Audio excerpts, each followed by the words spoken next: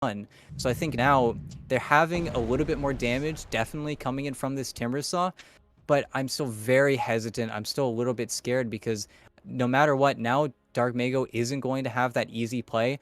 I would love to see maybe them go for the Kunkka, but there's always going to be these kiting issues, and I don't know if they're going to want to pick Kunkka into Lesh. They need to find some sort of punishment hero, because again, we're seeing now Undying, they're relying on the old themes where they would pick DK, Viper, Leshrac, these heroes that would win the lanes and then spiral them into your tier 1 towers. It's like we're seeing an Undying draft from 3 months ago. They always pull these drafts out of the bag. It's just the Moon Meander captain style. Yeah, just really a situation where we're going to do well in our lanes. Maybe we win them, maybe we don't. But immediately after that laning stage, we're coming for you. If it's team fights, if it's objectives, well, we are going to look to push the envelope here. And NoPing are going to have to respond to that. We do see a switch up with that fourth pick, the Sven, coming out for them. So putting Angel on someone in most situations maybe a little bit more durable than the PL was. Obviously, last game he went for the heart, which made him quite a bit tankier. But the Sven going to be able to do more on the front line earlier in the match, which might be the plan here for NoPing. Maybe try to push the tempo a little bit more, avoid that sort of late game duel where they weren't able to keep heroes like the Luna in check. So it feels honestly a little bit risky, but to a certain extent you can sort of understand where NoPing are coming from. They're running a similar lineup, but if they run the exact same overall strategy, the same tempo of play, then it might just put them back where they were in that previous loss. So we'll see if they shake things up, but certainly getting interesting for them. And now Undying coming in with the Winter Wyvern. So got yourself lane harassment, got yourself a pretty substantial amount of teamfight power with that curse now as well. Yeah, and again, you sort of see NoPing in their bans trying to focus on the supports because they're assuming it is both those cores sort of slotted in already in that first phase. But Winter Wyvern, a hero that plays so well versus both Sven and Abaddon, even though you can't really curse the Abaddon ever, but anybody who is cursed is going to be stunned up for a very long time if it is successful. If the Sven does end up going on, let's say, the Timbersaw, because of that curse, that gives you that supplemental damage where now maybe the Timbersaw's life is going to be under threat whenever those pushes do come through. And Sven, again, isn't the best building hitter, isn't the best hero to really get that done. So I think NoPing, they're going to value, again, their team fight is a lot easier to execute this time around. You're going to need to probably see a Blink Dagger built up on that Sven. They don't have that Blink Stunner. Even in that previous game, they were missing that easy disable. So I do like that they're relying a little bit more on their safe laner this time around. It just felt like the PL wasn't supplying enough damage, but also wasn't supplying any lockdown. So the Sven does slot in a little bit better, but at the same time, you're picking Sven, but you banned out Brood in the first phase. It feels like right now, again, you need to be so precise with your bans versus Undying, and it feels like it's a complete question mark for me with what Undying are going to pick. Of course, NoPing, they're saying it's going to be a Moon hero. I'd probably say it's probably going to be a Moon hero as well. But that's the issue when you're drafting versus Undying, because you sort of get pushed into these opportunities where now Dark Mago gets two of his hero pool banned out, where before he had no hero bans. He had the Bat Rider, which of course is one of his best heroes, but he might have had a much easier time getting him on a hero that he wants. I just feel like Undying somehow always managed to get their players on heroes that they want and the enemy team on heroes that, well, they're comfortable with because they're pro players, they're amazing, they've got so many games in Dota. In the draft, it doesn't feel like they're on those A-listers, on those S-listers. They're always pushed to something that isn't that comfortable in the meta. Whereas you look at Undying, they've got Dubu Winter Wyvern, they've got Tomato Luna, they've got Saberlight DK. Just everything feels fantastic on their side. And now, while you do see Moon sort of target banned out, we could very easily just see them go for the Mirana again if they want. I feel like it's very simple for them to do pretty much whatever. Okay, they're going to swap it up again on us. All Because right. Enchantress, a hero that every team wouldn't let them have 2 months ago, they get to last pick it in this series. It's just Undying, their hero pool is just immense. Yeah. Just Undying always gets heroes where you say, how did that get through? How do you let them have this? They're so comfortable in X, Y, and Z. Whereas their opponents, like we were saying earlier in the draft, as we see that final pick coming in, it is going to be the Kunkka. And that leads me exactly into the point that I want to make here. NoPing's draft in both games are ones you look at and you say, okay, I see how this could work in theory, but then in actuality against what Undying have put together, it doesn't feel like it's enough. And that is something Undying do so well. They basically, for lack of a better word, trick you into taking something that feels comfortable but doesn't do exactly what you need it to. And I think that exact same scenario sort of played out here again. NoPing have a lineup that certainly has its strengths, but I don't know if it's going to stack up well enough against what Undying have put together. And of course, execution wise, is there a situation where Tomato's going to push a tower, where Brow's going to push a tower, and the Hoodwinks already set up, they TP two heroes and immediately kill them? Sure, that's exactly what NoPing's lineup has to do. But if Undying, again, they play this sort of measured play, they play out in their lanes like most of their lanes do play out. They've got a much easier time pretty much across the board. They've made improvements on their draft in a lot of different ways. And while, of course, slotting in that Winter Wyvern over to the forest sometimes doesn't feel as fantastic as maybe some other situations, you now have Dubu on this hero where you are going to pretty much auto win your safe lane. And while Oscar is on Timbersaw, Timbersaw is known as sort of the draw off laner. I think now Matthew needs to be very careful. Where in the previous game, he pretty much had a free pass versus the Undying. Now, there's going to be a lot of opportunities where you are going to walk up to trade right clicks and then you get immediately bapped by both Tomato and Dubu. And those trades are going to get worse and worse, sort of peaking around that level 3 mark where you have that second level in Lunar Blessing. And I love the Dark Mago Kunkka. You see it so often. You see it so well played by this player. And you do get to pick Kunkka into sort of a menagerie hero where there are going to be those creeps spawned up. Those Tidebringers are going to be a little bit easier for you to find. I'm just worried about just the gas in the NoPing tank running out, because if Undying are able to play that measured play, wait for those timings, once BKBs get built up by everyone on the Undying side, I just feel like it's going to be a kite fest. You've got double melee core on NoPing. It's going to feel difficult for them if they do have to fight past those BKBs. The initiations just need to be so clean from NoPing because, again, if Undying are able to survive your burst, they're just going to win the fight pretty much hands down. Mm-hmm. And that's a little bit of what I felt sort of went down in game one. We saw so many instances. Dark Mago in with the lasso, Oscar's hitting, Ravages left, right, and center onto, I think 3 was the minimum. I don't think he ever had a Ravage that hit fewer than that. But as you said, sort of how much gas is in the tank? What can you do after that? That was a problem for them in the first match. Might end up being a problem for them here as well. But we'll have to wait and see how it plays out. Always comes down to just how well you can sort of put that combo together. Especially with the Kunkka sort of leading the charge with X into either the Torrent or the Ghost Ship. So there is a path to success here. We're not really going to count them out this early on, but Undying, it just feels like everything's a little bit, let's not say easier, but more simplistic for them in terms of how they approach these fights. If you can outlast, as you said, that burst, NoPing aren't really going to have a whole lot left to threaten you with. So we'll see how that plays out here. 15 seconds away, though, from the bounty runes spawning up, and really doesn't look like anyone's getting too aggressive. We don't see that all that often anymore. The occasional sort of smoke play comes out, but when you're smoking for that sort of first blood attempt, it is very rarely just a straight-up rush to those runes. Most of the time, they prefer the sort of wraparound plays instead. Not going to see that here. A simple 2-2 split as we get things underway. And that's where you're going to see on the NoPing side, Oscar evolve to be that very key, very important hero where he is your damage after the Godstring's committed. He is your damage after all of your spells are used. He's the one that's going to need to clean up, and it's going to be fantastic if he gets off to a good start, but that's the beauty of Timbersaw. You can be 0-6 and still make your rotation to the mid lane. You can still get your item and level timings pretty much by default. And they even swap it up, so at the end of the day, it is going to be Wyvern and Luna laning together, and this is a lane that we pretty much never see across the board for a very good reason. It just feels almost toxic because it's very difficult for you to ever walk up to these waves. And again, Matthew is going to be the player that's really going to receive the brunt of this damage, and if he ever steps out of line, now it's going to be the Hoodwink who has the worst turn rate, who has the worst BAT. All Matthew can really do is stall up these pushes and try to get as much space going for Oscar as he can, because his game really isn't the focus of this top lane. It's really get Oscar what he can and then try to make rotations, because Tomato should have a very, very free time. Right, and Matthew, even sort of coming to lane prepared, he started with 2 full stacks of Tangos.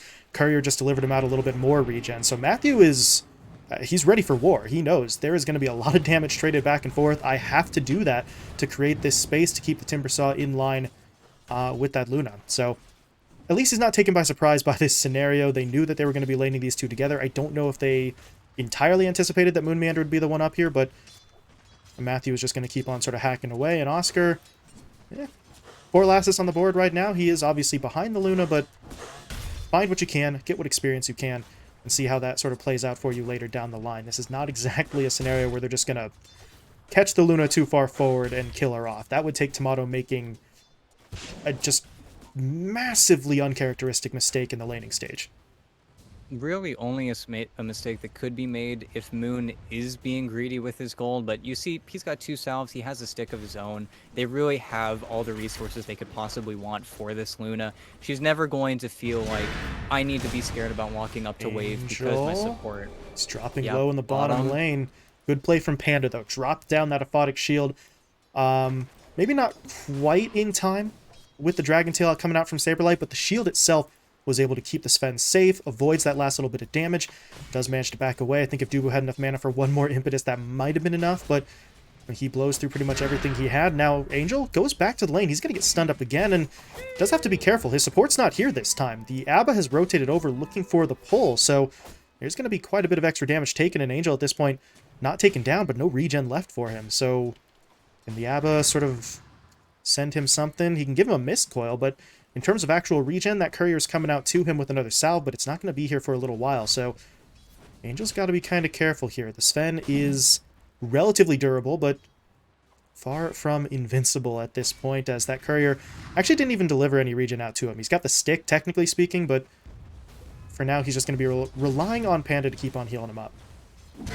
And that, of course, is where you have the 2 points up in the Dragon's Blade. You're laning versus an Enchantress, and it's just the single ranged hero making this lane that much more difficult. It's going to be a nice pull into the creep wave as well, where there's going to be very few creeps Angel can get here. It's just very difficult for him to make the approach. You even see Dubu stealing the creep, so there's not even the large camp to farm. And all of these creeps are just getting denied out by Saberblight. It's just very simple. He just has the level 1 Dragon Tail, stuns the Sven in the wave, and this is going to be a problem where Angel is going to want to rotate to the jungle just a little bit sooner, purely off the virtue that he is going to get more farm by just hitting the jungle creeps. He's not going to be able to have as many last hits in lane as he otherwise would. Yeah, you see Saberlight, 9 denies in the first 4 minutes, so he has been all about that. Has not been focusing on the denies at the expense of his last hits, though. I think that's always the most important thing. You can deny all day, but if it costs you your own last hit count, you're kind of getting diminishing returns. But he's sitting on 22 last hits in this lane. That's actually ahead of the Sven. So really, there's not much more you could ask for from Saberlight in this scenario. And at this point, they're feeling confident enough in Saberlight's durability in this lane that they've actually got the Enchantress just sort of rotating and farming in the jungle. So yes, this is a little bit greedy, but if it pays off, Dubu's going to have a little bit more in the way of sort of damage and lockdown to work with to make some earlier rotations, while Saberlight gets the benefit of this solo experience. And what can NoPing do about that? Angel not looking to leave the lane. The Abba can't exactly go tracking down the Enchantress in his own jungle unless he just wants to waste a pretty significant amount of time, as Oscar is actually going to be the one to draw first blood up in the top lane. Angel, though, is still in a bit of a bad way here down bot. He's going to get slowed up by the enchant, turns around, though, for the hammer, but it's not going to be enough. Dubu gets in there with that Wild Wing Ripper, for the final right click, and Angel does get taken down. NoPing, though, very fortunate that Oscar was able to make the move first to get first blood up top. Yes, and unfortunately the situation happened where Tomato just had a few too many creeps coming into his tower. Oscar got full stacks, just sat in the creep wave for a second there, and I believe Moon Meander was forced back to base, and instead of just TPing right back top, wanted to refill his mid laner's bottle. So got a little bit greedy, I think, on the Undying side, and that's some greed that we do see punished. Even though they win, again, most of their games, they play in this style where they want everybody to win. They want everyone to be successful in their lineups. They very rarely try to give up at any ground, even though sometimes, yeah, it's farmed up. Just a few moments ago, mentioned Dubu. He was getting the early levels. He could make an early rotation. There it is. They get the kill mid. Now Matthew, well done there to deny that rune. Might actually get the Courier there as well. Nice, okay. And now he even sidesteps the stun, but yeah, that's a problem. Dubu comes in with the root from that Dark Troll Summoner.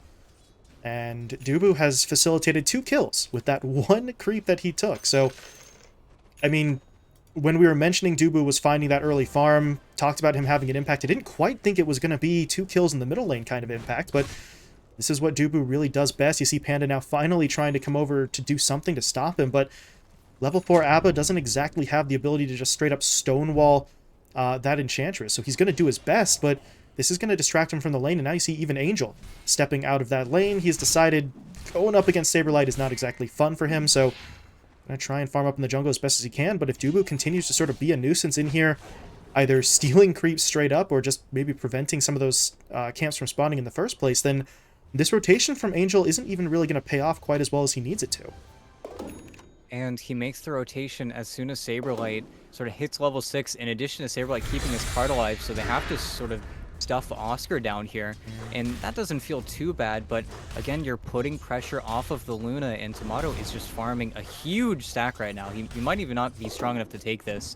He might need to wait just a little bit, but once he starts getting some of these creeps low, he will have that second point in the Moonglaives, but this is exactly what Undying want. They want more active heroes to play in the side lanes, and this play on Oscar, Okay. I don't know if this is going to work, but they're going to try for it. A lot of damage. Oscar doesn't have much mana. He is going to be able to pop the boots, but he can't get far enough away. Bryle tracking him down, and they get the tower too. This is already starting to get a little bit dicey for the side of NoPing. Tier 1 dead, 4 heroes taken down, and now top lane. They're going to look for a response on the moon. They should be able to get this one relatively straightforward as Dark Mago makes the rotation, but that is not exactly worth the loss of your offlaner as well as that tier 1 tower down bot, but at least they're getting something. Matthew's starting to get maybe a little bit more aggressive, and really, him and Kunkka are the only two right now who have the capability to be playmakers. Angel is not even remotely up for it. You see him trying to farm his way towards the Mask of Madness there in the jungle, so he's out of action for quite a while, and well, while they're trying to build him up, you see Undying immediately looking to push even further. We talked about this in the draft, the way that they set themselves up. Even if they don't necessarily win the lanes, they come after those objectives so rapidly on the back end of the laning stage, and this tier 1 tower is already down to a third of its HP, but Oscar tries to jump in there, immediately hit up by the Dragon Tail into the splitter stun as well. Oscar is not looking so hot right now. Going to be forced to fall back. Bryle, though, he's low on HP. There's going to be the X. Good play from Moon, though, hitting him up with that Cold Embrace. So he's going to be healing. Chakram flies through. Not enough damage. Matthew, though, still giving it a go, but he's not level 6 without that Sharpshooter. I don't think he has the damage to make it happen, but if you're looking for a silver lining here for NoPing, you push that opposing lineup away from your tier 1 tower. That's just going to have to be good enough for now. Yeah, and that's where Saberlight, his ult is going to feel just a little bit wasted, but it's so difficult for NoPing to play on these towers. You really have to wait for Oscar to have that Foot of Defiance finished up, as well as just having a cart to play with, so we might see them maybe play around that 10-minute timing just a little bit harder.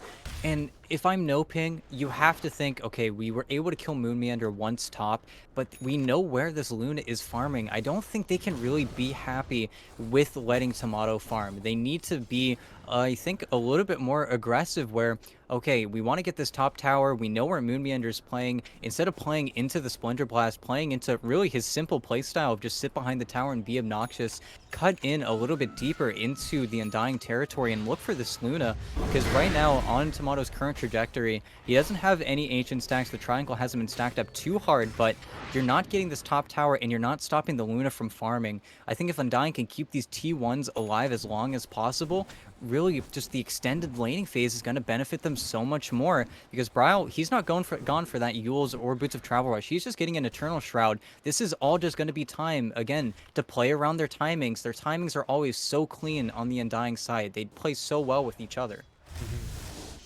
They never really seem to get overly greedy with the itemization. As you mentioned, Bryle just looking for, honestly, a bit of a more combat-oriented build. If you can pick up that Shroud, there's a lot of sort of AoE damage here that NoPing throw out. So even if they're not directly targeting that Leshrac, they are still going to be sort of fighting into that shield indirectly. So looking to sort of press the envelope here, hoping to maybe force some fights before the Sven's ready to go. As you see, Angel did finish off that Mask of Madness, working towards the Echo Saber next, but it feels like he's still building those sort of farming items. He's not really ready for these fights, while Undying, well, I don't know if you would say that they're necessarily ready for the fights either, but they're a bit more willing to take that risk early on compared to their opponents. But we'll have to wait and see. Right now, there's been a bit of a drop-off in the action. Saberlight, though, very close to that Blink Dagger. So you got to assume once he picks that up, that aggression level from Undying will take another step forward. But for now, And Duba's actually just trying to ward off some opponents here, trying to keep them out of that triangle area. Bryle has been using that pretty heavily. The Luna's rotated in once or twice as well. So that's an area of the map they really can't afford to give up right now, which is part of the reason why I think if you're NoPing, maybe you do put a little bit more effort in there. Try and get those supports in and make plays like this one happen, as Dubu is going to get hit up. Nice play with the Bushwhack. Sharpshooter comes through as well. Oscar needs a little bit more of that nuke damage, but Dubu's going to slow him up with the enchant. Dark Mago, though, where did that X go? He actually X'd up Bryle. I thought he was going after the Enchantress, but the split focus isn't going to do them a lot of good, but at least keeps Bryle out of that fight, so they can't get in onto the Enchantress, but they're not in any danger of getting turned on either. Yeah, but here's the problem. It's exactly kind of spelling out. You miss your 10-minute cart timing. Now you're going to have to wait a little bit longer. Oscar's been the one farming bottom, sort of getting a little bit of net worth that he was missing because he had to rotate out of his really winning lane so soon. And I think just the lack of aggression is not enough. I think finally Dark Mago might be able to get the kill on the Moon Meander here, but Cold Embraces, I think he has to get this, but oh boy, he just curses and walks away. And I think that NoPing are not playing objective-based enough. I think they still do get the Wyvern at the end of the day. It's going to be a nice hit. Ooh, yeah, nice cleave from Dark Mago, but they immediately make the play onto your middle tower. I think Undying are just getting all the trades that they want. They're getting way more out of the map. Gonna get stunned up as well. He tried to use the Aphotic Shield to remove the enchant slow that leads him into the Dragon Tail, but Dubu and Saberlight not going to get too greedy here, but Oscar says, you're not leaving just yet. Unfortunately, that means Panda turns around as well for that fight, and he will be taken down, but if they can turn this into a trade, it's going to go relatively well for them. They hit Dubu up with the X mark to spot, pulling him back into the Torrent and the Chakram. That is going to allow them to find that kill. So they do take down the Wyvern in the top lane. They get Dubu in the middle lane. They sacrifice Panda and a tier 1 tower for it, though. So overall, Undying still ahead by a bit over 1,000 net worth. But if you're NoPing, those are sort of signs of life from them. We need to see that kind of aggression. They cannot afford to sit back and play passively. And right on cue, Bryle. You see the rotation down bot. As you said, they want in onto the Lash. Bryle doesn't know it's coming yet. He wanted that last creep wave. But now, nice. Two ways to cancel that TP, so they are not letting him go. Bryle, just staying a little bit too long there. His team had some vision over in this river area, but it kind of cuts off too soon. The path that they take gets them out of the range of that obs, and now they're going to get even more. Nice. Saberlight, he just wanders directly into that smoke play. The X is going to pull him into the ghost ship, and he's just going to get completely taken down. So this is more than signs of life. This is NoPing really making a move. And Tomato now, speaking of sort of sticking around too long, we are just talking about that with Bryle. Now the Luna's in trouble. The X comes in once again into the Torrent, into the Bushwhack, but there's going to be the curse from Moon Meander. Tomato, though, still dropping a little bit low, but that urn does come to an end. Oscar doesn't want to let it go, but he doesn't have really enough to keep this one going, although apparently nobody told him that. He's still going. There's going to be the Eclipse, though, to the face. Oscar losing about half of his HP. Matthew and Dark Mago, though, looking to come in on the back line. They get the X down once again. The Torrent was not placed this time, though, so Tomato is going to be able to fall back. Moon Meander, though, has to be sacrificed, and at this point, NoPing, they're just going to keep on going. Bryle was hit up by that Spirit Vessel, but Saberlight blinking forward. They get the stun down. They're going to lock the Kunkka in place. Aphotic Shield, though, out from Panda, keeping him alive. Dubu, though, coming in with the enchant that leads into the Splitter stun, as Dark Mago will be taken down, but Bryle has to give his life for that one. It's a 1-for-1, and at this point, Undying, it feels like they're just a little bit too broken up. Tomato is sort of hanging out on the edge of that fight. He's already used the Eclipse, and his HP is not looking fantastic. So Undying, as much as they would love to continue chasing down for another round, they just don't have the resources at their disposal. Yeah, and I think it's just this ward on the high ground gave him a little bit too much confidence, and it feels incredibly bad. You run in with your Saberlight Blink Dagger. He just got it freshly bought. Same with Bryle, where he just got a little bit greedy, and of course, he got the tier 2 bottom. He was able to get it because he already forced out the glyph. He knew he was going to get the tower, but if he makes it out, I think this game stays a lot more stable for them, where now Tomato had to spend, I think, 2 minutes of his time running away from enemies instead of hitting creeps, while Angel was able to sort of catch up a little bit. He was able to farm his triangle, he was able to farm the enemy jungle, and then makes the really easy rotation with his God Strength pretty much half spent. They've caught him. The X gets him out into the ghost ship. They've got this kill. That's an easy one as Matthew in there with the snipe. Don't think that was necessary, but not taking any chances. Better safe than sorry, as Tomato will be taken down, and that's a big kill for NoPing. The momentum is starting to shift a little bit more in their favor. They're the ones sort of initiating, dictating when and where some of these fights go down. And Undying, they've got to be very careful here as Bryle. That was the last of his mana. He did pop the Shroud, though, so he should be getting a little bit back. But Angel wants to keep the fight going. They get down that Echo Saber hit onto Saberlight. They'll cancel. No, they won't cancel. Excuse me. That was Bryle's Splitter. So no cancel on that TP. Saberlight gets away. Brile will walk out of there as well. But, I mean, 5 minutes ago, we would not have expected this from Angel. He was just going to sit back and be sort of passive. But now, not a crazy amount has changed with the build, but with the way his team has been fighting with him and backing him up, the Sven feels a bit more confident. You push forward there, and Undying are the ones who have to back away. Yeah, and that's where I think, again, Undying, they want to play in all three lanes. They want to take the advantages they get with how strong their laning is as a team and pull that into every aspect of the game, but they're just continuously getting caught by this Dark Mago Kunkka. You even saw before, they circled bottom, they circled where they wanted to play, they placed infrastructure down here, they placed the wards, and then they get caught on the same creep wave that Brile got caught bottom, where I think NoPing are finding these really tight initiations, and Okay, they're trying to make the play again, but that's not this enough. is, again, more heroes caught. Matthew lives while Tomato gets caught out. Okay, Matthew will not live. Saberlight's able to track him down, but the really sort X of... in 3. Yeah, is he... Okay, he's kind of breaking off. All right, fair enough.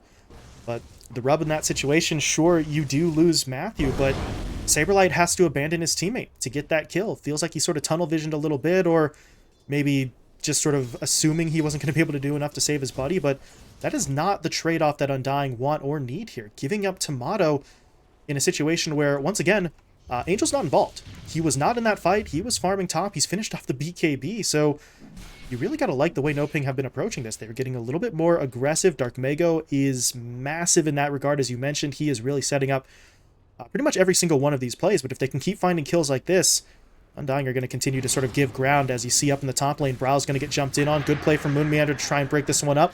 Starts with the Cold Embrace into that Winter's Curse, but it's just not enough. Brile will still fall, and now Moon, how's he going to get out of here? No Arctic Burn, so he can't fly his way out. Good ward down from Matthew, getting that vision, and Moon just has no way out of this one. He is going to get caught, trying to buy some time there with the Cold Embrace once again, but this is really just delaying, as he's actually just straight up stuck. So Angel's going to be able to come in there for the final hit, and NoPing, 2 more kills. Yeah, and now it's without Dark Mago getting invested in any of these fights. He's just working towards his Aghanim Scepter.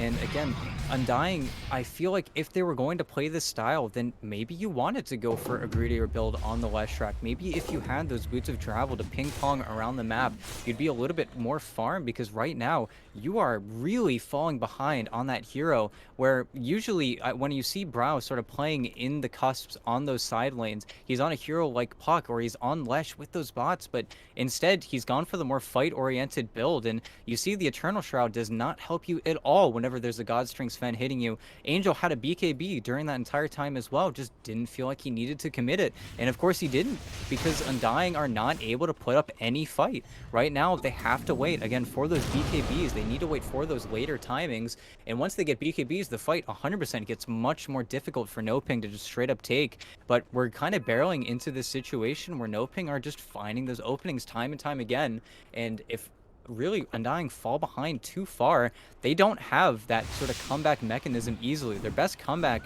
is just the Moonglaives on Tomato. I think if he dies one more time pre-BKB, this game is going to feel, again, very, very difficult. The cores on NoPing have just been more successful in pretty much every single avenue. They really threw away a lot of that early lead that was kind of emerging on the Undying side.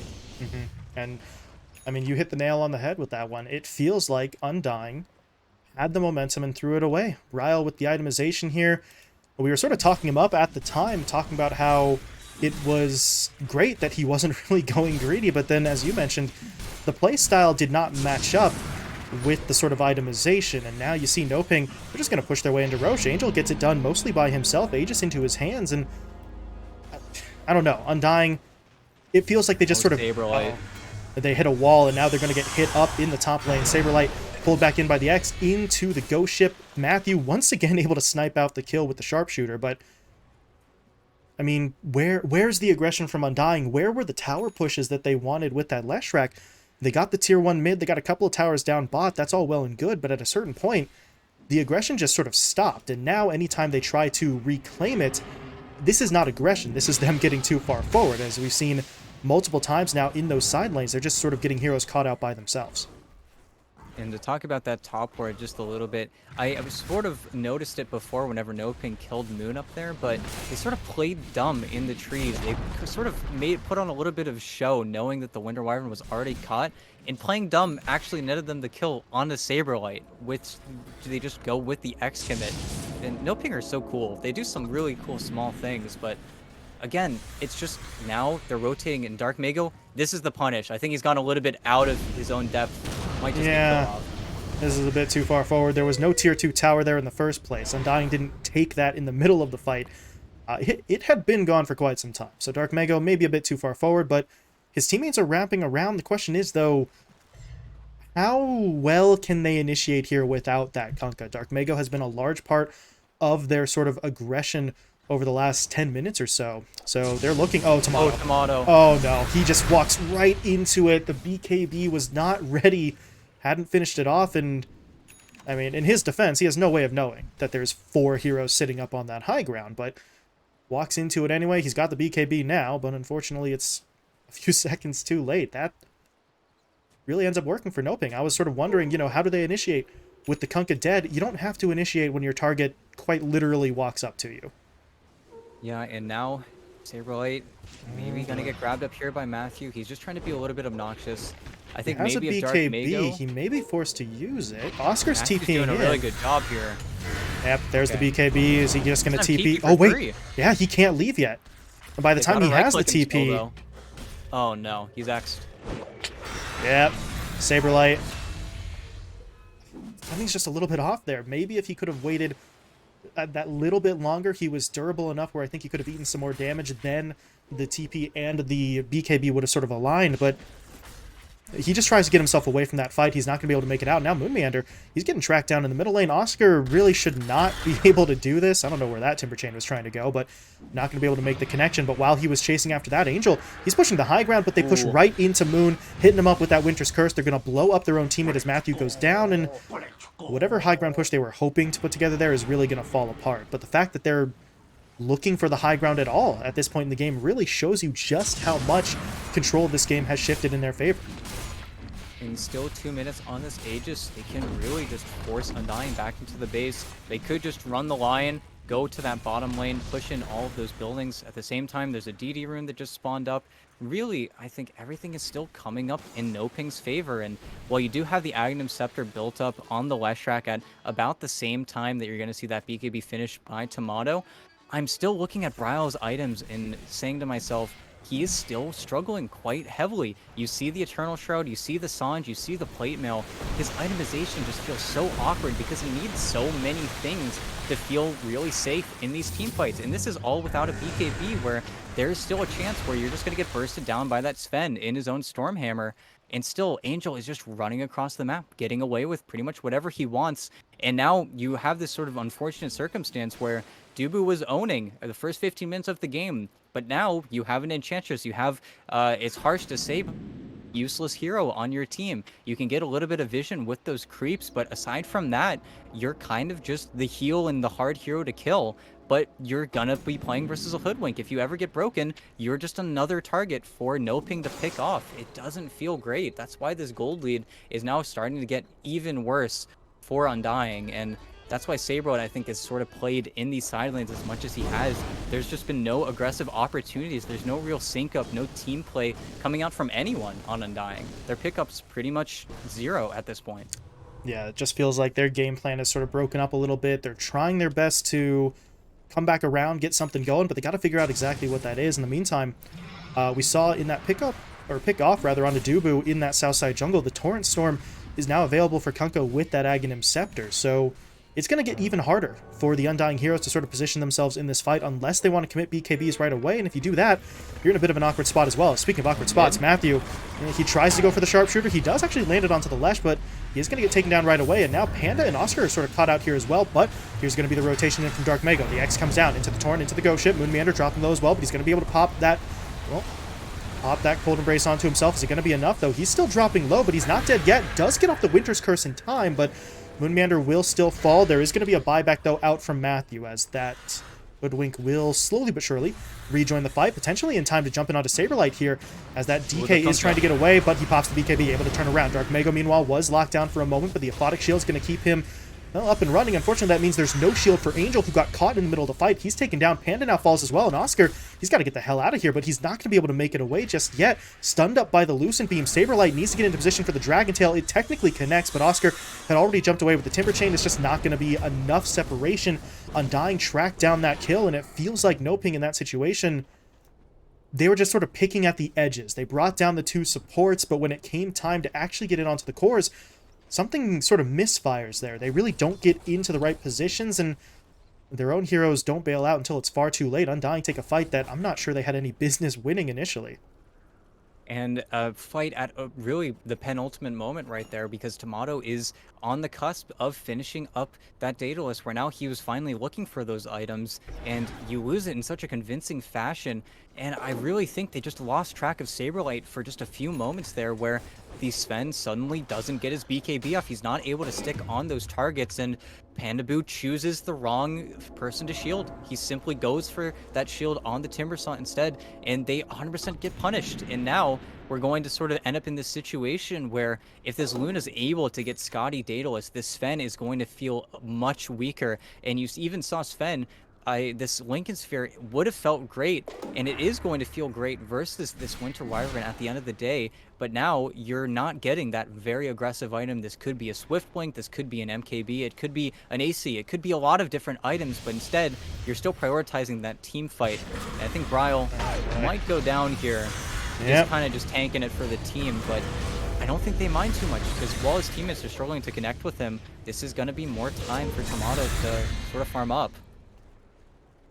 Well, they were smoking their way over, though, so it looked like they wanted to keep that fight going. Bryle had bought a lot of time, but not quite enough. So Bryle gets taken down. He's on the sidelines for about 55 seconds here, and now NoPing are getting kind of close to some of these smoked-up heroes. Dark Mago's not going to go all the way in, but this is something you need to be watching pretty damn carefully if you're Undying. If you get another hero caught out, that is going to stagger those respawns pretty significantly. You're already just sitting back waiting for the Leshrac to get back into the game. You really can't afford to lose anyone else, but because of that, they have to play back. Oscar is going to take that outpost back into their hands. The lanes will presumably be pushing in their favor, although Undying are doing a pretty spectacular job of trying to fight back against that. You see Saberlight down in the bottom lane. Might just actually be able to get some damage onto the tier 3 tower in this instance. Nobody's come back to stop him just yet. And you see, he also has these Courier with pretty much all completed ags, just needs 100 more net worth, and that's where you see Dark Mago. He really is the best hero to do this. A little bit awkward leading with the Torrent, but he's just going to hit this for the duration of his BKB, TP back. He knows nobody has a Basher in the works, and that's where, again, we're going to need to see some really careful teamfight execution from NoPing. Here we go, Angel. Angel. Can they keep him locked down, though? For now, he's going to fight his way through this. BKB activated. He's going directly onto Bryle, but yeah, that HP, it's ticking down, and now Angel, how the hell do you get out of here? 5 heroes chasing after him into the tree line. He's just going to... No, okay. If he somehow got away with that one, that would have been something else, but Undying clear through the trees. Angel gets taken down, and now if you're NoPing, that was quite a step too far there. Maybe a little overconfident in Angel's ability, maybe underestimating just how quickly Undying would rush reinforcements to the point of attack. Either way, Sven's dead for a minute, so now it's NoPing's turn to take a step back and wait things out. Good news for them, though, is that Roshan is still not back up for about a minute as well, but Panda is going to get jumped in on. Big play from Matthew there to create a little bit of separation, and now Dark Mago with the Torrent onto 2. They might actually look to turn this. Moonmander was trying to get the Winter's Curse down, but he's actually not going to be able to get it off in time. He cold embraced himself instead, but there you go. Curse does come through, not hitting onto any other heroes, though, so Dark Mago's really not taking any damage. But now, yeah, here comes Tomato into the fight. Eclipse will go through, and NoPing, they've just got to run for their lives. They're not going to make it out, though. Oscar dead already. Dark Mago running out of time on the BKB, but it's the physical damage that does him in. Saberlight picks up the double. Now he wants the triple, and he is going to get it. Panda falls, and NoPing, oh boy, they were up by as much as, what, I think 6K earlier in this match. Now that lead is pretty much completely gone. Undying, they're slightly early for Roche, but only 15 seconds before it's back up, and those death timers are going to keep NoPing away from any position to contest it for quite some time. So Undying really could swing so much more momentum. They've taken the fight, they could take Roshan, they could claim the objectives, and really put the pressure on their opponents here. And And that's where, again, we talk about this Luna hero, we talk about the Shard. That was an 1150 crit onto Dark Mago. And with this build, you don't have the most armor. You see he's desperately queuing up that AC. But it all starts with Angel's misplay bottom, where he thinks he's much stronger than he actually is. Now you're playing into the Luna's timings, and it feels like NoPing now are going to be in a situation where this game gets immensely difficult for them to find a team fight. This Roche is really going to be their opportunity to maybe make a fight sort of happen again. But Angel TP bottom.